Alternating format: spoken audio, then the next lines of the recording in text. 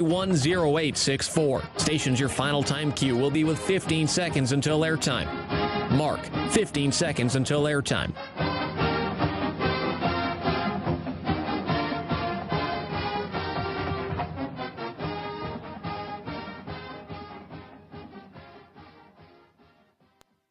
The following is a presentation of Learfield. Welcome to Duck Insider. Our whole athletic department, there's a level of expectations of success. Throw, catch, touchdown, Oregon. He can run and slam. This is back out for a three. Left wing is good. Deep to right field at the warning track. See ya. Really excited that we get to rep our Ducks and hopefully come back to Eugene with some championships. At the buzzer. We have so many teams that are excelling right now, and it's really fun to be a part of. Give it to me, baby. My house. I'm taking it there. Huge win for Oregon.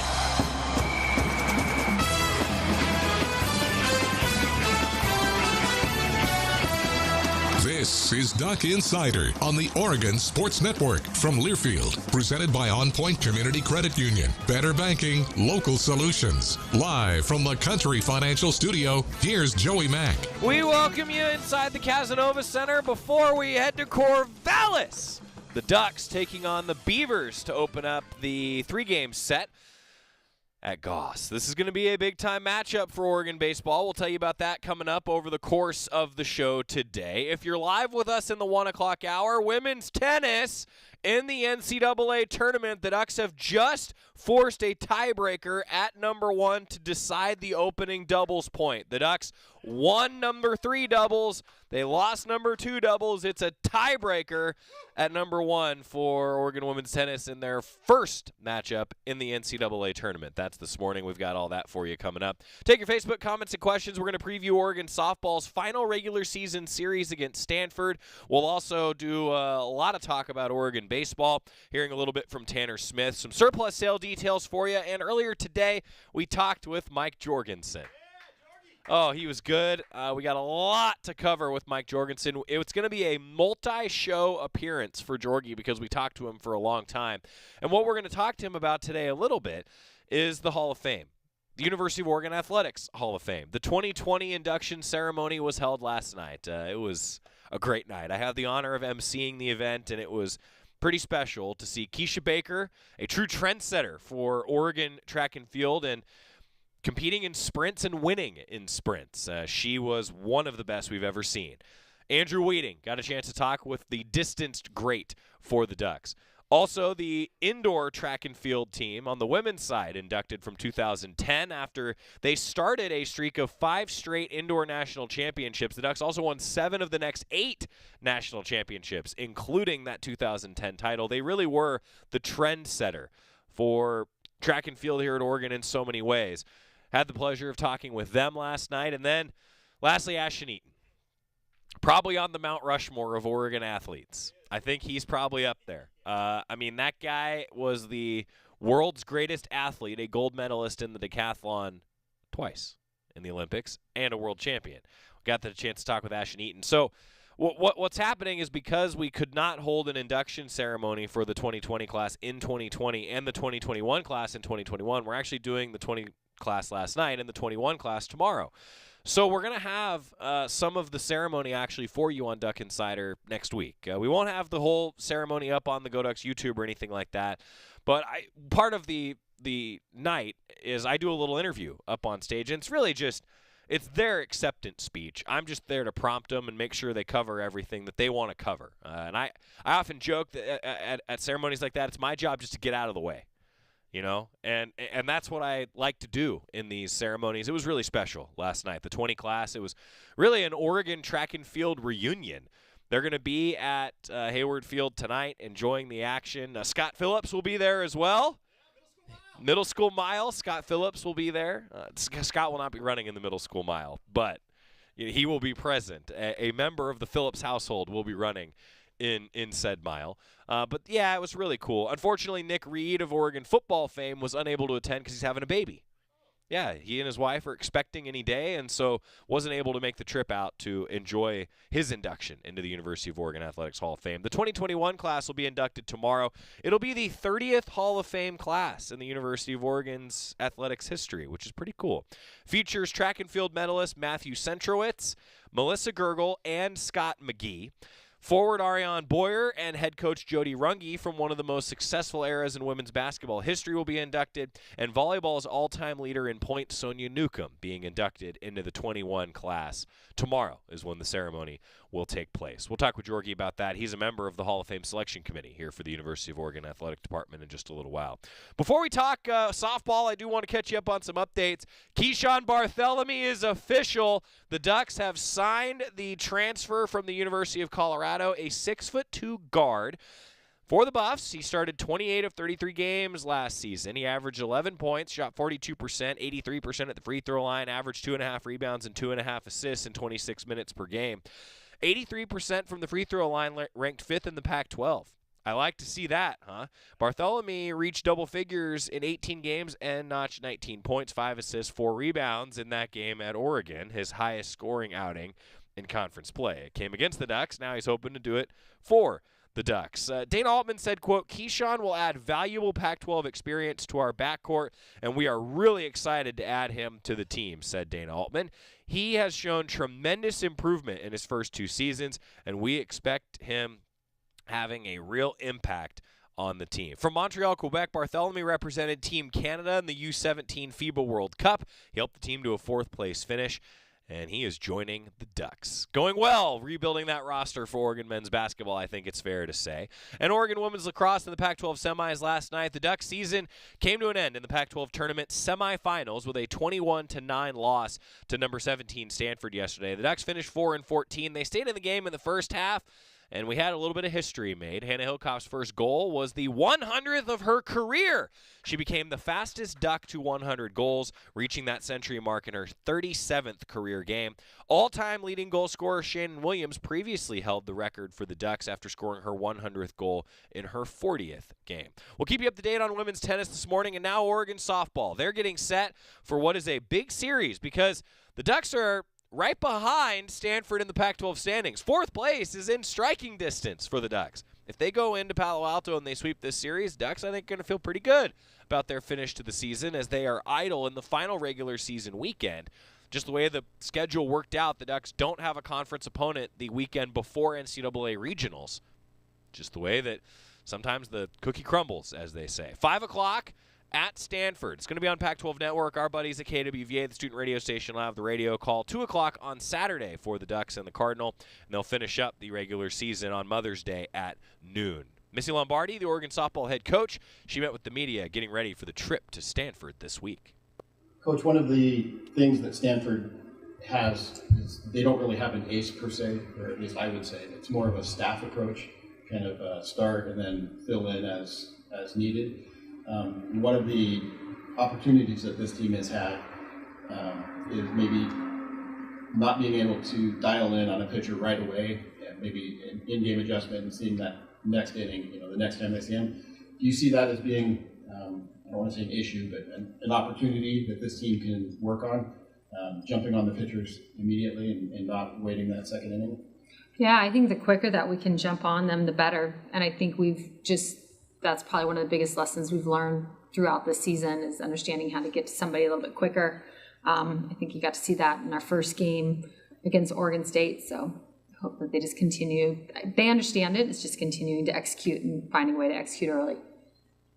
How important is it to use that momentum build through that Oregon State series into this last one? Huge. I think anytime you have momentum, you want to take it and you want to run with it. I mean, we try to create momentum on defense to offense, offense to defense. So to take that momentum from one weekend into the next, we'll gladly take it. I don't want to say concern, but possible letdown because there was so much energy and excitement in the senior year going into this weekend, and then you still have another weekend. Obviously, the postseason is there, so there's going to be more softball regardless. But any opportunities for a letdown that you're trying to nip in the bud?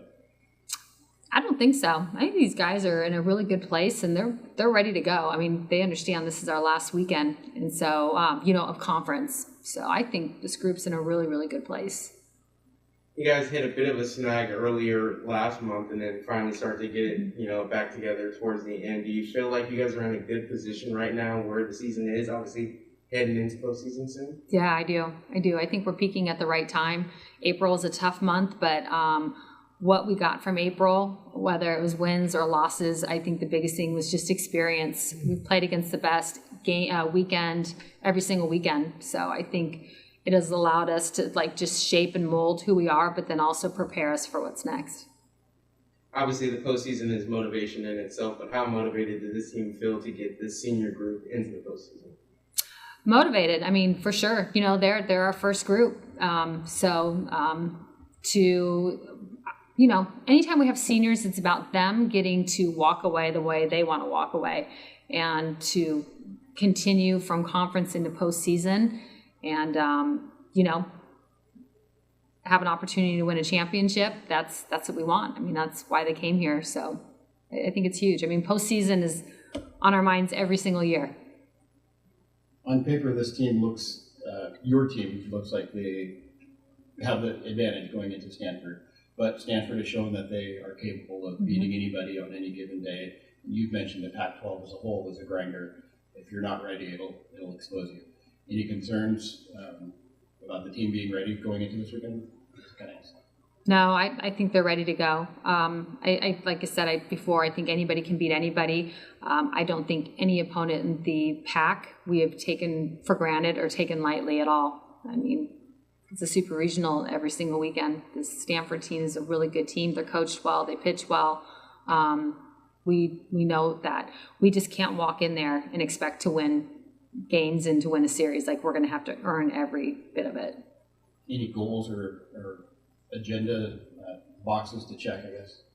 I think just to continue with what we're doing. I like what we did at Oregon State. And like I said, I think we're peaking at the right time, and just to continue to add on to what we're doing.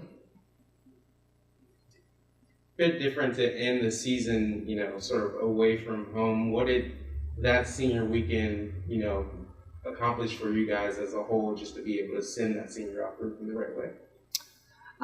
Just, how proud we are, how much we care about them.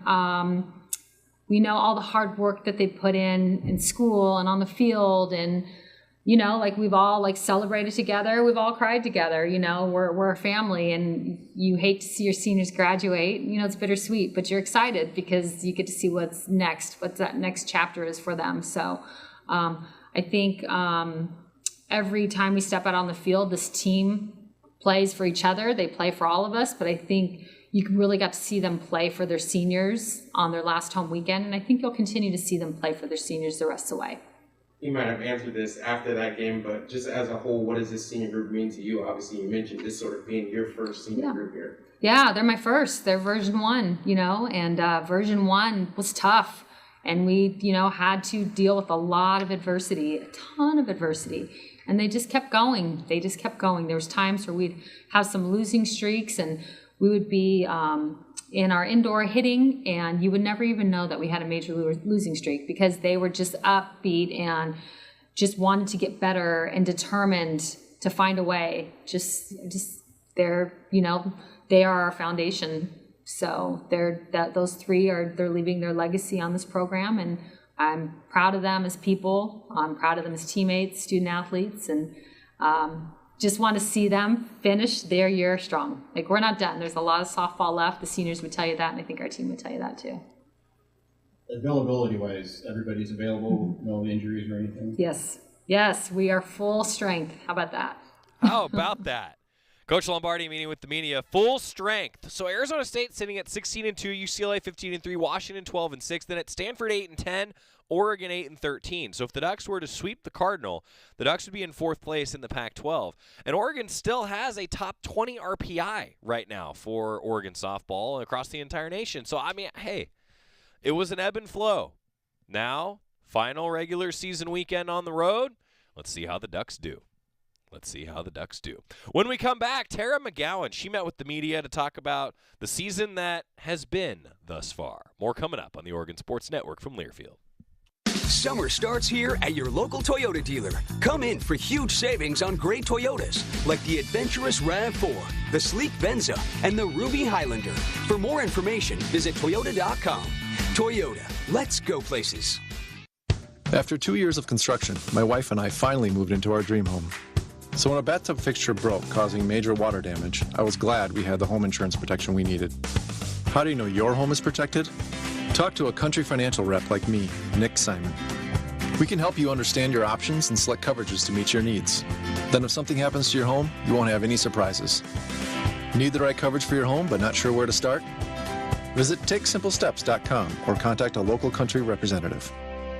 Summer starts here at your local Toyota dealer. Come in for huge savings on great Toyotas, like the adventurous RAV4, the sleek Venza, and the Ruby Highlander. For more information, visit Toyota.com. Toyota, let's go places. Your daily dose of Oregon athletics. This is Duck Insider from Learfield.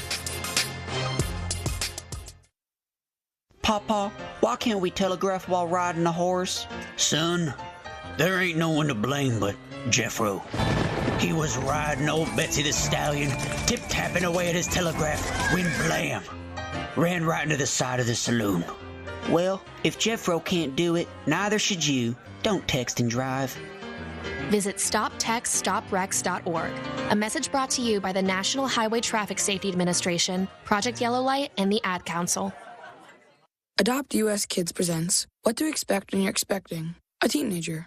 Learning the lingo. GOAT, G-O-A-T, acronym, stands for Greatest of All Time. As in, spaghetti sandwiches for dinner?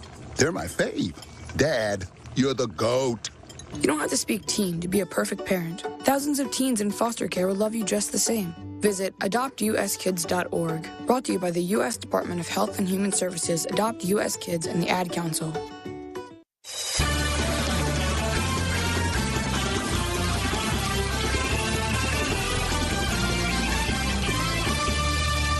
Back on Duck Insider, presented by On Point Community Credit Union. Joey Mack here with you in the Country Financial Studio. Oregon softball final regular season series. The Ducks hitting the road down to Stanford. Tara Mcgowan, she met with the media talking about her season, her career, and man, she's hitting like 400 in the 21 games she's played. Imagine if they had Tara Mcgowan healthy all year, where this team would be.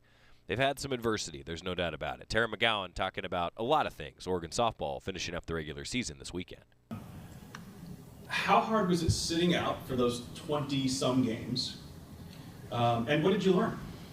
I think because I sat out freshman year, it wasn't too hard on me, and I was very involved. The team kept me very involved. The coaches kept me very involved. And just the same as freshman year, I learned a lot behind the scenes, being right with Coach Lombardi during pitch calling.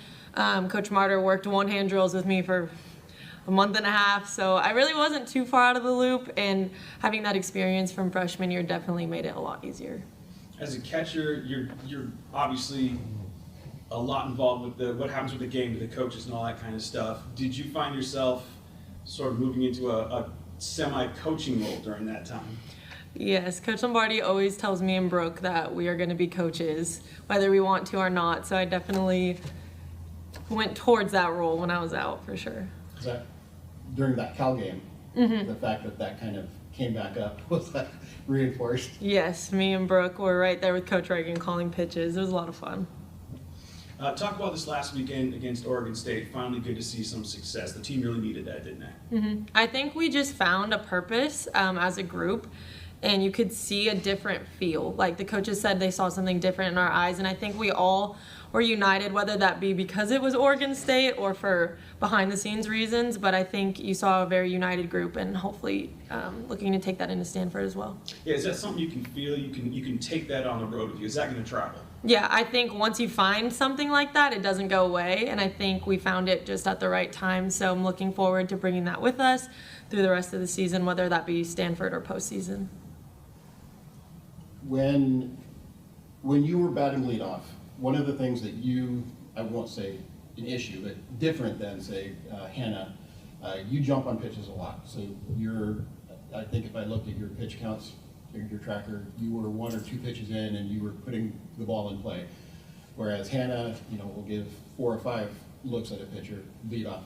Is that something that you would work on if you were back in the leadoff spot, or is that just do what you do and the rest of the team can learn from it later on? Yeah, I never really thought about it, to be honest. I think Coach Martyr has kind of raised a very aggressive lineup, so I don't think it's something I would necessarily change, but I do think Ncaa is an amazing leadoff, and I really enjoy the lineup the way it is right now, so hopefully it stays that way. But whatever role we're all put in, we're very flexible. So when you are catching, you've got the pitchers, and because you kind of have that sort of coaching mentality, one of the, I won't say issues, but one of the opportunities for Stevie and even McKenna, keeping the ball off the plate, so they're not kind of hanging those mistakes. Mm-hmm. Is that something that you talk to them in game, or is that more kind of in game is in game and practice is practice? What do you guys learn from those? Yeah, I mean, it's definitely something we talk about in both settings. If you pay attention, in between each inning, me and the pitcher are with Coach Lombardi, and we're just going over that inning. And, even mid-inning, that's an adjustment we can make. I think they're both very open to, opinions and coaching, and it's really nice to have both of them on the mound just listening to me because I am older. So, yeah, that's an adjustment we'll make at any point in time. You'd said early in the season that you were kind of fired to Brooks Ice. I guess just trying to expand on that analogy. Every team, everyone has their roles, but teams need, at least the good teams have, an enforcer, kind of a, someone who, no nonsense, gets in your face if need be. Maybe that's overstating, but you know what I mean. Yeah. Who is that on this team? I would say that it's me for the most part, and I think Paige, as a younger player, has done a great job filling that role for the younger athletes, and then I kind of take over the whole of the team. But I think everyone on this team has the opportunity to be a leader, but I'm definitely not afraid to jump people just because I am older. But we have really good chemistry, and if anybody were to do that on any given day, I think there would never be an issue. Going into this weekend, Stanford is more of a pitch by committee. They don't, I wouldn't say necessarily have an ace per se. Not that it's an issue, but one of the opportunities that this offense has had struggles with is getting dialed in on an individual pitcher. So when they make several pitching changes, do you see that as being something that you guys are going to be prepared for, or do you think it might take that extra inning to kind of get dialed in and make those adjustments? I think having played Stanford before, a lot of their pitchers are very similar. They do have a staff of 3 or 4, but a lot of them work low in the zone. And I think our schedule the past 2 weeks, Mariah, Gabby Plain leading up to this, has been preparing us in addition to Coach Martyr's preparations. So I don't see it being a problem, and I'm really excited to see the adjustments that we've made on that pitch over the past 3 weeks. So you talk about Stevie and McKenna. Did you see those performances building, just that confidence building in them, and then it came out this last weekend? Talk a little bit about that. Yeah, I think Stevie and McKenna absolutely competed their butts off this weekend, and I think we've seen Stevie do that. And I think McKenna just needed the opportunity to show it. And as a team, we've been behind our pitchers' backs. It's not about the long ball, it's about the batter after the long ball. And I thought you saw them really mature this weekend, and it's definitely been building, but it was great to see them both break out. There were a couple situations, McKenna got out of a bases loaded situation and responded well after the pitcher's front, after the long ball, just like you're talking about. Was that a moment where you thought, yeah, okay, now this is something? Yeah, I don't want to say that the old McKenna went away because she's always been there, but I think the McKenna that you saw at Ole Miss was the McKenna that you saw this weekend, and she's here to stay. And it was awesome to see her respond after those tough situations. In general, the team, they've had the opportunities even during that rough patch. Coach had said that it was just kind of a matter of building on those opportunities and finding that success. What was the mindset, in your opinion, if you could characterize the mindset of the team? Because they were tough, but the Pac-12 is a grinder. It shows you your flaws and will embarrass you if you don't fix them. Yeah, I think all year our mindset has been to not be denied. This team grinds. Coach Lombardi refers to us as prize fighters, and every time we get punched, we get back up, and that is something that is in our culture. It's rooted in this program, and you've seen it all year, and you're going to continue to see it. if you had to pick, I talked to you once before about McKenna being KKKK. You know, what would Stevie's shirt be? Sassy Stevie, for sure. She is sassy, and she has an attitude on the mound for sure. Thank you. Yeah. You talk about, coaches talk about a lot. You guys, you get down, you always get back up, get back up. Where does that mentality come from on this team? I think version 1 absolutely created that groundwork for us, and having Coach Lombardi have been here and Coach Reagan as an alum and Coach Martyr being at all these amazing schools. It's just something that each coach has instilled in us, but we've always had since version 1. Do you guys feel that energy building? You guys are never out. You're always, as long as you have an out, you have a chance. Mm-hmm. It's kind of that mentality. But do you feel that energy kind of building as those shifts in momentum occur, and you guys really, I mean, it's easy to say, but when it actually tangibly happens on the field, it's something that the crowd feels. Do you guys as players feel that? Yeah, I think that's something we've been working on all year. There's always going to be an energy shift when you get ahead or make a great play, but we've been trying to consistently keep that energy from the first inning. So that's something I felt in Oregon State. I never felt an energy shift. It was there from pitch 1 of inning 1.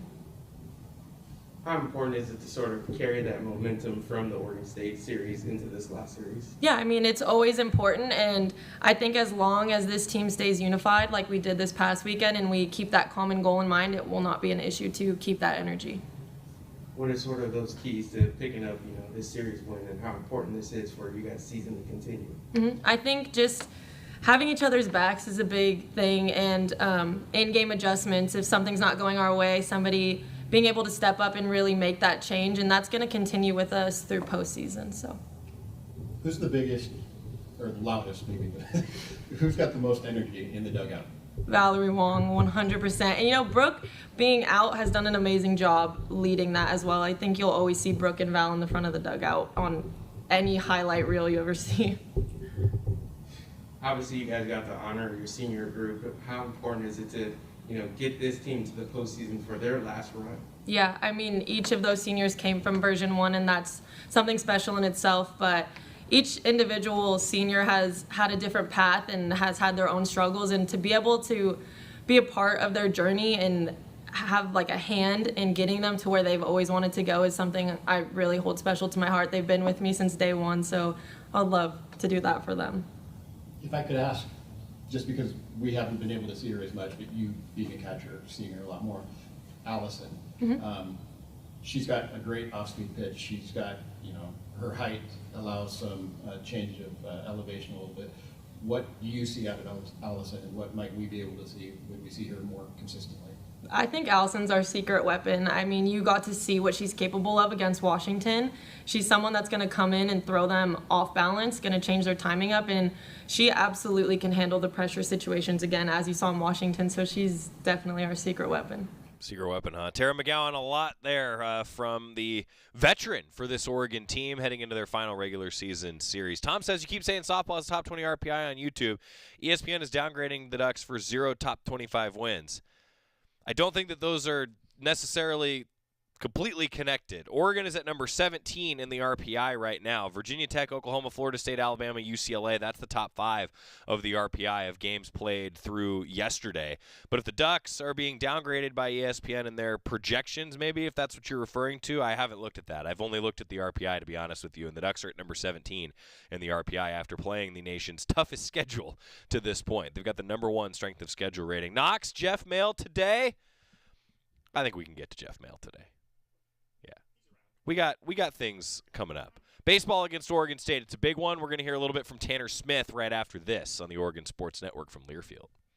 Money isn't interested in the fact that you dream of going to Greece. And it doesn't pace at night wondering how you'll pay for braces 3 times. The point is, money without people is just money. Only people can use it to run the family ranch, buy their first house, or adopt a happy old dog. To us, the powerful thing about money isn't money at all. It's helping you harness the power of yours. On Point. People are the point. Federally insured by NCUA. Equal housing opportunity. As my family continued to grow, I realized I'd have to replace my beloved Jeep with something that has, well, more seats.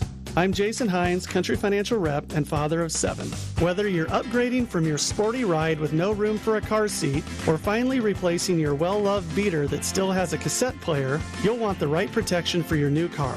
Work with a Country Financial Rep like me and get the protection you need at a price you can afford. Learn more at TakeSimpleSteps.com or contact a local Country representative. You're listening to Duck Insider. Duck Insider on the Oregon Sports Network from Learfield.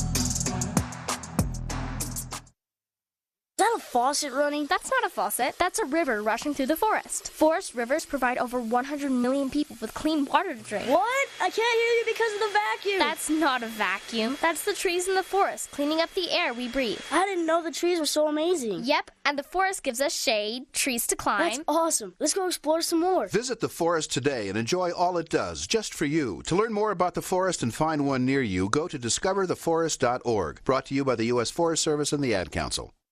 You're not too cool for me. And in return, I reciprocate that sentiment. I'll never be too cool for you. I was a man with a plan, but now I'm a dad with a decree, and you can't take that from me. Please let it be noted that I told my job they can dock my pay. Right now, it's just too important to take you to school every day. I want to be legendary for you. I want you to puff out your chest when you go to school, the same way I do. I walk taller because of you, because I found everything to live for. That's dedication. Visit fatherhood.gov to hear more. Brought to you by the U.S. Department of Health and Human Services and the Ad Council.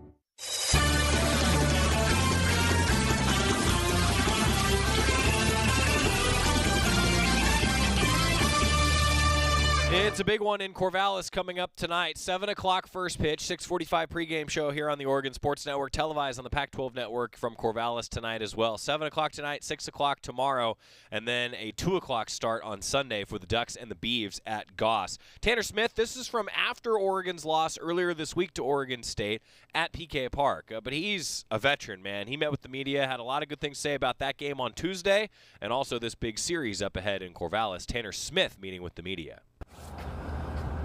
Tough night out there, tough one a week ago. Just how do you guys, plan on trying to bounce back for this upcoming series? Yeah, it was a tough night, tough couple nights. But we know we're right there. It's just 2 games. I think both 2-run losses. If a couple more hits fall, then maybe the scoreboard reflects differently. But I think it's just preparing for a hostile crowd up there in Corvallis, and and just getting back to the basics. You guys are facing Jorgy on Friday, some other tough pitchers on that staff. Have you looked ahead at all to prepare for those guys? Not yet. We know it's a great staff. We know it's all around. We've seen it 2 games, and we know what's coming on the weekend. But I think we'll really dive into preparation tomorrow. Can you kind of take us through, as an opposing player, what it's like to go into Goss? I mean, I know we've seen games there, but it's a whole different story for you guys going in there. Yeah, it's different, and it's what's been tough is that no one's really, not too many guys have experienced the crowd there yet. So last year with COVID, and not really many people being there. It's a hostile crowd, but I think that's what's going to make a lot of players rise to the occasion this weekend, because they love that. Do you think with that type of crowd, it's a bonding moment for your team going up to Corvallis, being in that environment? Definitely, I think a little bit. It's kind of fun when it's just you against the world, and I think that's going to be really beneficial for our team, not only this weekend, but preparing for the postseason and whatnot, playing in front of big crowds and a lot of people that don't want you to succeed. You mentioned prep work going against Jorgy. Just what does that process look like for you, and how important are these next 48 hours to it? Yeah, no, I think it's big. Obviously we're gonna, the coaches are gonna watch film and see his plan of attack on hitters, and try to imitate the best they can for us the next 2 days. You guys as a locker room know what these 4 games prior to this one meant in terms of the Pac-12 standings? Yeah, they do. Like I said this weekend, it's everybody looks at it, everybody knows what the standings are and where we're at. But like I said earlier, we know we're right there, and we know this is a big weekend, so we really got to come out and play our best game of baseball. Tonight in particular, I mean, does it just feel like one of those games where a couple balls go a different way and you guys are there? I mean, they're throwing Furberg and Brown at you guys on a Tuesday. Is it just that competitive? Yeah, it's competitive. They're a good team, number 2 in the country. We know they're going to have good arms and good talent, and to know we're right there, I think just helps us going into the weekend that we're just a couple swings, couple pitches away from, a couple wins. For Tyler Gannis, who makes his first career start, for Brendan Malone, his first start in Oregon in the field, just what do you see from those two guys and it's awesome. Going forward? I think both of those guys, nobody's more prepared. I think, the hard work that they put in, Tyler every day and getting himself ready for his first start. And I think, it just brought a different kind of energy to the dugout too as well. Well, I said that Tyler's the hardest working dude on the team. What does that look like? What do you see from him day in and day out? It's an everyday grind. It's, it starts, we start as a team at 7 a.m., but Tyler starts at 5. And, and he's the first one here, last one to leave. And I think he holds the most respect in this locker room. What's you guys are out there meeting for a little bit. What are some of the words that are being said out there? Is it who's leading it? Is it you leading it or? It's coaches and player led. I think, generally speaking, they want us to play to our best level. They want us to show up and compete. And, they're really trying to instill some toughness in us for these games and the road ahead. For you, not hitting leadoff tonight, how different was that? And it was a little different. But, hitting's hitting, I guess. And, it was different. Definitely was a little different. Tanner Smith has been that spark plug, but the Ducks went with Tyler Gannis to lead things off. We'll see what Mark Wasikowski does with that Safeway starting lineup here coming up tonight. That's Tanner Smith talking about this matchup between the Ducks and the Beavs. 6:45 pregame show. 7 o'clock first pitch at Goss. When we come back, Mike Jorgensen, we caught up with Jorgy earlier today. A lot of good things to cover. And can confirm we're getting to Jeff Mail today on the Oregon Sports Network from Learfield. At Shadow Hills Country Club, our all-inclusive event pricing allows us to take care of all of the details while you enjoy your event. Our wedding garden, expansive grounds, ballroom, and meeting rooms can accommodate any size event and come complete with full catering and service staff. From weddings to business and social events, Shadow Hills offers the benefits of a resort atmosphere and the peace of a country setting just minutes from downtown Eugene. For more details, call us today or go to shadowhillsevents.com.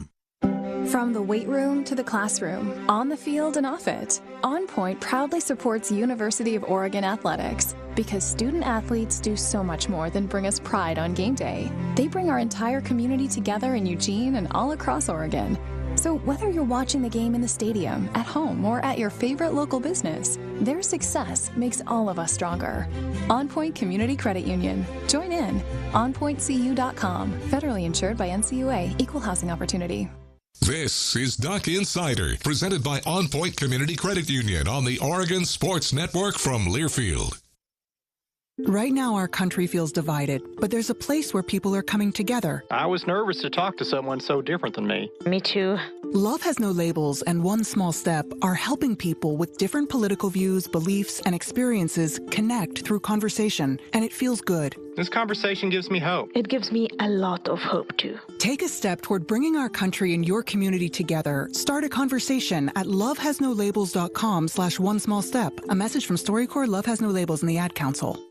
When you went car shopping, you meant business. You aced vehicle history searches and test drives.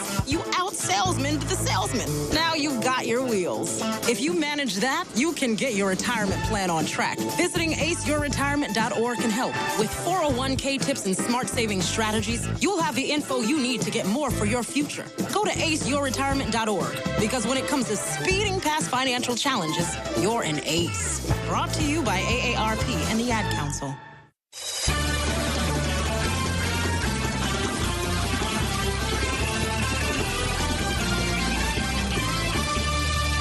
Back in the Country Financial Studio, Duck Insider, presented by On Point Community Credit Union. We got baseball in Corvallis tonight, softball on the road, and women's tennis. They dropped the doubles point. If you're live with us in the 1 o'clock hour, they're going to need 4 wins in these 6 singles matches to advance and get a win over Michigan, probably playing Texas, the defending national champion, should the Ducks win this first round of the NCAA tournament. Also of note, this weekend, the surplus sale, GoDucks.com for all the details. We'll preview that a little bit more for you coming up.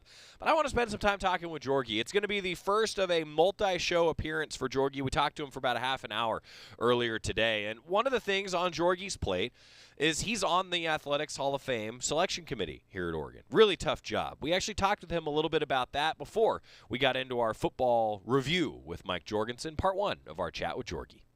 We can always talk a little bit of football, even with the spring season behind us.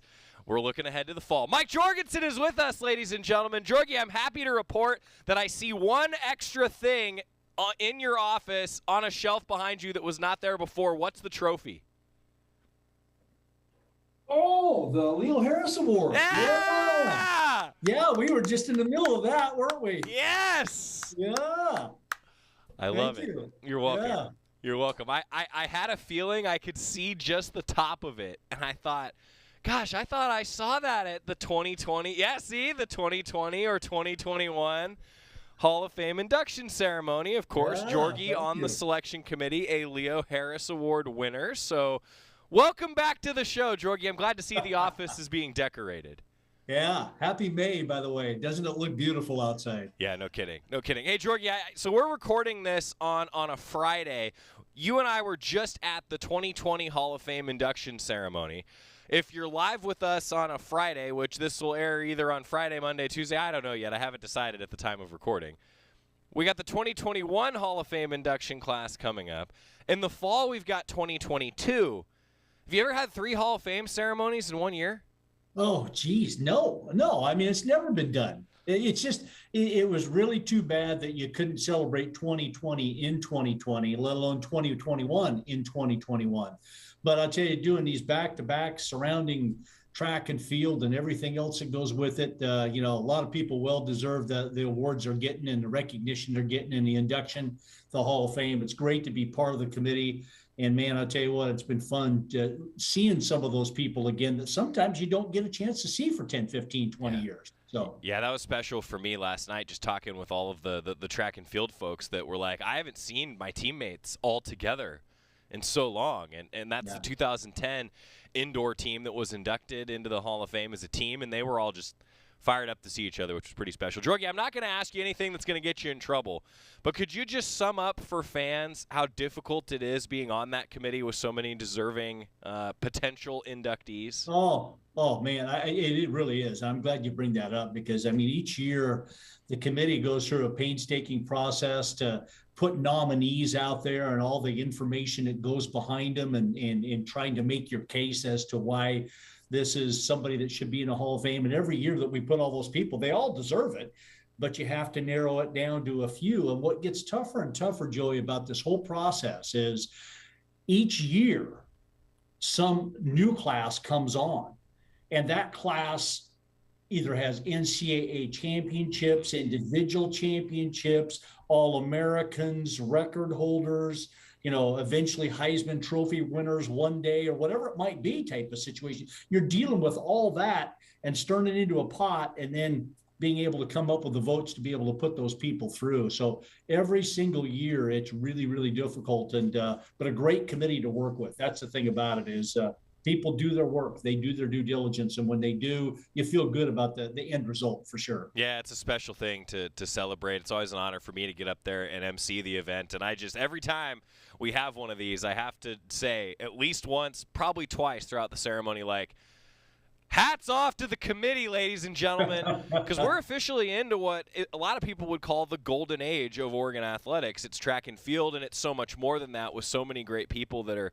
now eligible. You got to be 10 years out from competing at the University of Oregon to be eligible. So Jorgy on that committee and doing a lot of different things. He also has a day job, which is why we always talk to him from his office to save him on that travel time. Gas is expensive these days, too. He's also very happy because Kayvon Thibodeau is going to his Giants. That was pretty cool to see. G-men. Who knows if it'll help? We'll see. They need a quarterback, but that's okay. They don't call me to ask me about draft picks and stuff. So I'm just glad. I'm glad Thibodeau is with the Giants, and I think he's going to do just fine. One of just a handful of programs, Jorgy, that have had a top 10 pick in 3 straight years. I mean, what does that say about the recruiting, the development that the U of O has right now, especially with some different head coaches? Yeah, it is. I mean, it's number one, it's obviously the identification of high-level talent to be able to get them here, the recruiting process, to be able to come not only to a great football program, but a great university as a whole. I mean, it all goes together. And then the coaching aspect of it, obviously, to bring these guys along quickly. I mean, KT was a highly recruited guy right out of high school, but what he's developed into, not only as a person, but as a football player, is pretty amazing. And I just see it going to that next level because he's so driven. And what the NFL can do with guys like that is pretty amazing. And frankly, I'm hoping, who knows if this is going to happen. I hope he puts on 15 pounds, because I think his body and his speed and his athleticism and his motor and intensity can handle it. And I think being able to come from the outside, there was LT, now there's KT. Jorgy, a Giants fan. So he's excited about this, as he should be. He's a Ducks and a Giants fan. I don't know how that happened. I've asked him, and I honestly don't remember how he became a New York Giants fan. It just happened. But speaking of guys going pro, and we're going to have more with Jorgy coming up later next week. We're sprinkling in, as I've said, these football interviews over the course of the next few weeks to stay in touch with football as the Ducks spring sports come to a conclusion. We did get the opportunity to catch up with a bunch of guys that are alums, pro Ducks in their own right. Let's begin with Jeff Mail. Knox was asking, hey, I want to hear from Jeff Mail. So I ran around on the sidelines at the spring game and talked with a few of these guys. Just, hey, what have you been up to? What are you doing? What's the latest? Jeff Mail had a pretty fun story to talk about. First thing that comes to mind. The fans, energy, best place to play college football by far. When you first walk back on the field, you talk about the fans, but what about your teammates? You guys still staying in touch over the years? Yeah, I mean, I'm seeing 15, 20 guys that I've played with already today, so a lot of guys out here today, which is great, man. I think Coach Landing's really made an emphasis to get us back together, and couldn't be better, man. How special is that, a staff that wants to stay connected to you guys? I think you have to, man. I mean, for so many years, so many schools have coaches that are there 25, 30 years like we had that run of, and then you build that, all goes into the culture and the fan base, and so you have to have that, in order to have continued success and go higher and higher. Tell fans a little bit about what you've been doing since. I know some pretty cool stuff. Man, just, working, raising my 6-year-old son, coaching 7-on-7 football at Team Alpha up in Portland, so just having a bunch of fun, man, handling my business. Give a little bit of insight to the Oregon Brotherhood. That's part of your 7-on-7 coaching. That man, Mr. Ifo Ekpreolumu, man, one of the best to ever do it. It's been really fun the past couple years working with him and Dylan Young, and being able to collab our football minds together, man. But he's a great dude, man. So in a coverage battle, I mean, one-on-one, you guys still go at it every now and then? Well, I just had ACL surgery a month ago, so I've been out of the game for a little while.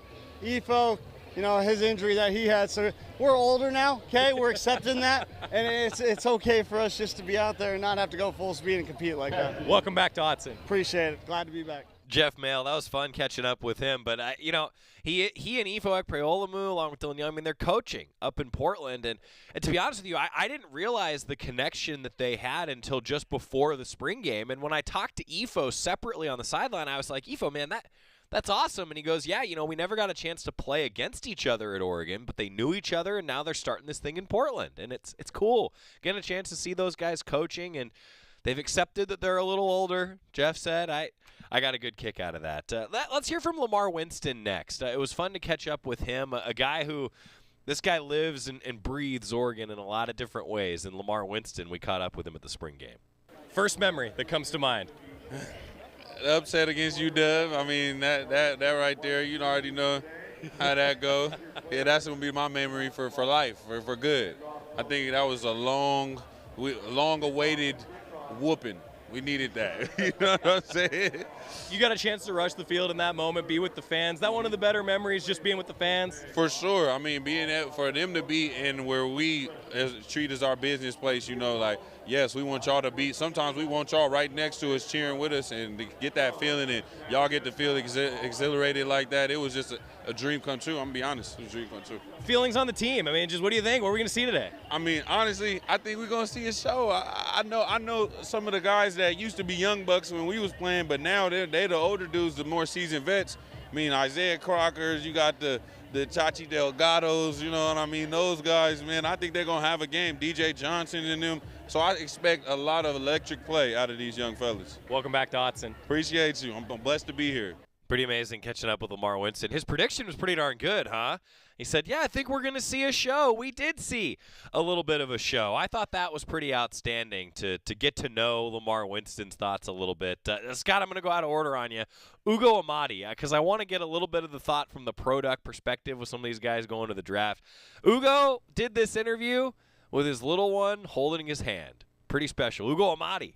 Hey, you're back on the turf. What's the first thing that comes to mind you walk back into Autzen Stadium? Man, the first thing that comes to mind when I walk into Autzen Stadium is definitely when the duck gets on the motorcycle, takes off, and we all running out with all the flags, and going to the sideline and get ready for the game.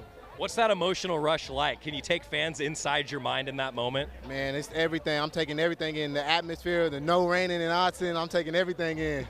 What have you been up to since? Remind fans just real quick. And what Ugo Amadi's been up to, man, he's been getting ready for another season, going on his 4th year, just been training, getting focused, and getting ready to put on another great performance. Advice for all these guys that are out on the field if they want to play at the next level. What's the first thing that comes to mind? First thing that comes to mind for all the guys who want to play at the next level is definitely you're always going to be around people who are more talented than you, but never let somebody outwork you. Hard work is something that comes from within. How about keeping the brotherhood? I mean, you get a chance to see some of your old teammates here today. What's that been like? Man, keeping the brotherhood is everything. Family is everything, man. They're going to be with you when things are going good and when things are going bad. So that's definitely something to always keep in mind. Welcome back to Autzen. Man, thank y'all guys for having me. Go Ducks. Love it. It was cool catching up with all these guys. And I do want to end on a little bit of a serious note. We did get a chance to catch up with Jalen Redd. And after his battle with cancer, if you're not familiar, he told the story actually in a recent YouTube video that you'll be able to find. And he, I'll tell you, just being able to have him at the spring game,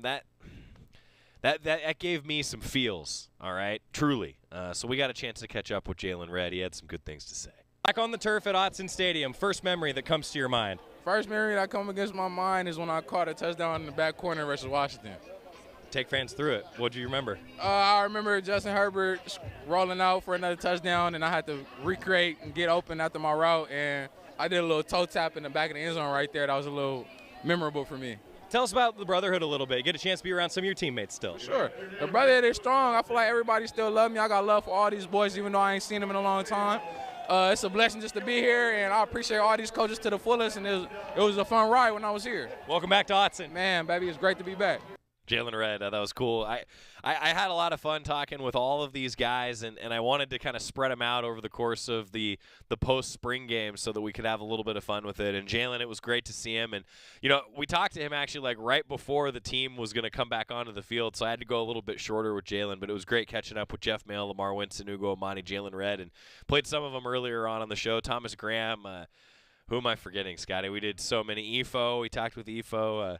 It does put a smile on your face. Seeing all those guys come back, they had fun at the spring game. That's what it's all about, man. That's one of the coolest parts of the job is getting a chance to see where those guys go once they're maybe done playing football. Maybe you're going to become a coach up in Portland like Jeff Mail and Ifo Ekpreolomu did. And, overall that was just a really special deal. And I really appreciate the fact that the staff here at Oregon has made such an emphasis to bring those guys back in, to reconnect. And Eric Armstead, DeAnthony Thomas, Haloti Ngata, they called plays. Michael James, they called plays at the spring game. I mean, just stuff like that. It's supposed to be about the fun aspect of football sometimes. That was a really cool and special thing. When we come back, details on the surplus sale, full weekend schedule. That's next on the Oregon Sports Network from Learfield.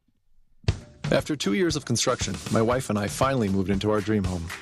So when a bathtub fixture broke, causing major water damage, I was glad we had the home insurance protection we needed. How do you know your home is protected? Talk to a country financial rep like me, Nick Simon. We can help you understand your options and select coverages to meet your needs. Then if something happens to your home, you won't have any surprises. Need the right coverage for your home but not sure where to start? Visit TakeSimpleSteps.com or contact a local country representative. Money isn't interested in the fact that you dream of going to Greece. And it doesn't pace at night wondering how you'll pay for braces 3 times. The point is, money without people is just money. Only people can use it to run the family ranch, buy their first house, or adopt a happy old dog. To us, the powerful thing about money isn't money at all. It's helping you harness the power of yours. On Point. People are the point. Federally insured by NCUA. Equal housing opportunity. More Duck Insider coming up on the Oregon Sports Network from Learfield. Look out,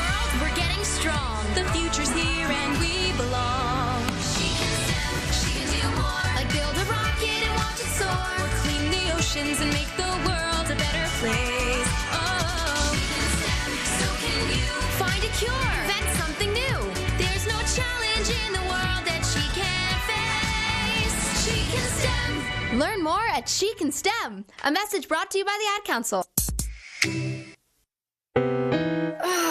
Steven. Who said that? Me, down here. Ugh, what are you, a yellow booger? I'm a banana slug, Steven. What are you doing in my room? I'm your sense of adventure. It's been a long time since we've had an adventure in the forest. Mom took me to the forest last year. I'm a slug, Steven. It took me a long time to get here. You're right. I should get out. Yeah, the forest is not that far away. Hey, Mom! Come to the forest where the more adventurous you lives. Check out discovertheforest.org for cool places nearby. Brought to you by the U.S. Forest Service and the Ad Council.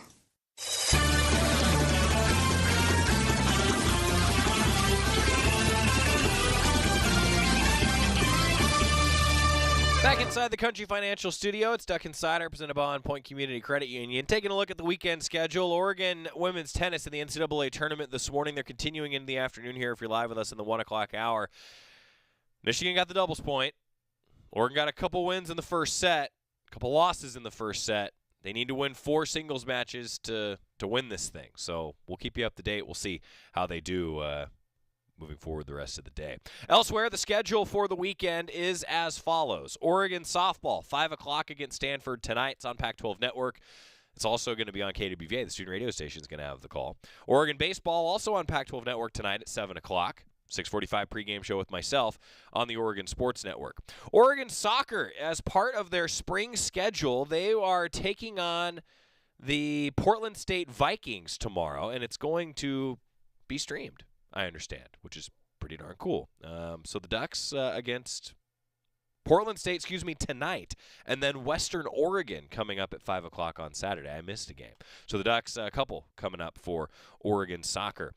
The baseball season is coming down the home stretch with a 6 o'clock start on Saturday and a 2 o'clock start on Sunday. 2 o'clock for the women's softball team on Saturday and a noon start on Mother's Day for Oregon softball. Tonight as well, it is the Oregon Twilight. It's Senior Day, the regular season finale for Oregon track and field. And all those alums that we mentioned for the Hall of Fame class, they're in attendance. They're going to be there tonight. There's some special things in store for that Hall of Fame class. Part of Oregon Track and Field Reunion, that's all coming up at Hayward Field this evening, and you can watch it on Runner Space as well. Oregon Athletic Department will host its annual equipment surplus sale tomorrow at the Mashofsky Center. Sale will run from 9 a.m. to 12:30 p.m. or until all product is sold. This is a big surplus sale because it's 3 years worth of stuff. Didn't have one the last couple of years. 3 years worth of stuff at the surplus sale. All the details, the rules are at GoDucks.com. If you've missed it throughout the course of the week, there's a random line drawing. Maybe you already had priority access for being a season ticket holder. All the details, GoDucks.com. Check it out. Go Ducks this weekend. America, your children have an amazing superpower. That's right. They can help save lives by simply washing their hands. Just 20 seconds of thorough hand washing after they've coughed or sneezed or been outside can help fight against the dastardly spread of germs. Armed with only soap and water and hands, your superhero can protect you, your family, and everyone out there in America land. Amazing! Find out more at coronavirus.gov. A message from the CDC and the Ad Council.